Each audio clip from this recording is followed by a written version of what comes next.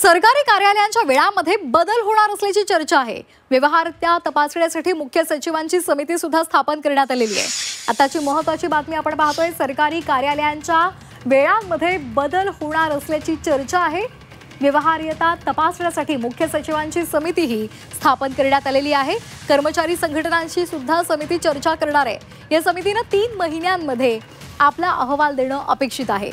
उपनगरीय रेल्वे गाड्यांवर सध्या ताण आहे आणि मोठ्या प्रमाणात गर्दी होत असते आणि या सगळ्याच्या पार्श्वभूमीवर सरकारी कार्यालयांच्या वेळा बदलण्याची प्रक्रिया सुरू झालेली आहे। धोरणांची व्यवहार्यता तपासण्यासाठी मुख्य सचिव राजेश कुमार यांच्या अध्यक्षतेखाली समिती स्थापन करण्यात आली असून 3 महिन्यांमध्ये हा अहवाल अपेक्षित आहे। लोकलमध्ये सकाळी आणि संध्याकाळी होणारी गर्दी कमी करण्यासाठी या दृष्टीने वेगवेगळ्या कार्यालयीन वेळा या ठेवण्याची विनंती रेल्वेने केंद्र सरकार त्याचबरोबर राज्य सरकार आणि खासगी कंपन्यांना केलेली होती।